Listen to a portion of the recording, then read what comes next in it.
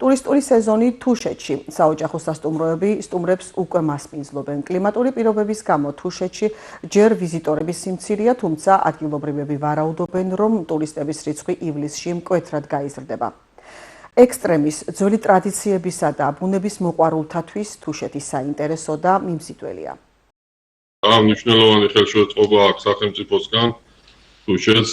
თქვენ იცით, რომ ამ საგზაო დეპარტამენტის მიერ გამოცხადებულია ტენდერი, რომელიც 100 მილიონიანი პროექტია და სრულად მოიცავს შაველი აბანოს გზის მონაკვეთის რეაბილიტაცია, სადაც მიმდინარეობს ფაქტიურად მოასფალტება დასრულებულია, ასევე ბეტონის ნაწილობრივ ბეტონის საფარის მოწყობაც, გზების გაგანივრებაც, რაც მნიშვნელოვანია ასევე უსაფრთხოებისთვის.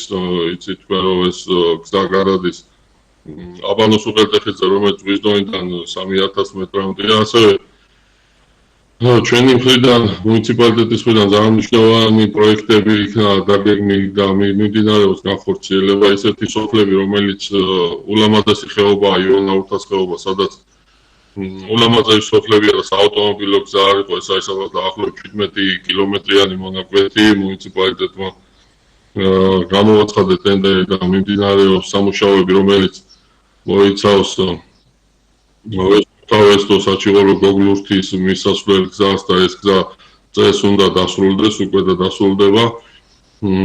ასევე საგზაო ინფრასტრუქტურა მოეწყო ვაკის ძირის მიმართულებით და წეს დაიწყო სამუშაოები კიდევ წოვათის მიმართულებით. იცით, რომ ყოველ წეს ეს გზა ხიფათი შემცველია, მოდის ეროზიებია და ასე მეწყრეული მონაკვეთებია და ალტერნატიული გზის მშენებლობა მიმდინარეობს, რომელიც ეს სამივე პროექტით ჯამში თითქმის 10 მილიონამდე ბიუჯეტით ხორციელდება. ასევე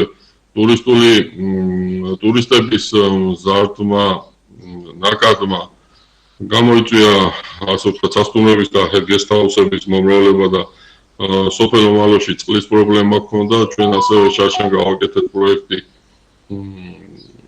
წყლის პროექტი და ერთი დებეტით გავაორმაგეთ თითქმის წყლის მომარაგების და წელს უკვე წყლის პრობლემაც აღარ უნდა ჰქონდეს.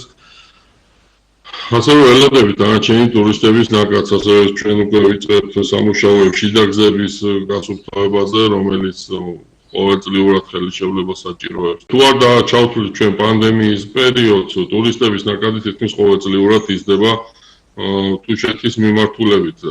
დღესაც აუცილებლად მოიმატებს, ეს ვითარდება ასევე შიდა ტურიზმის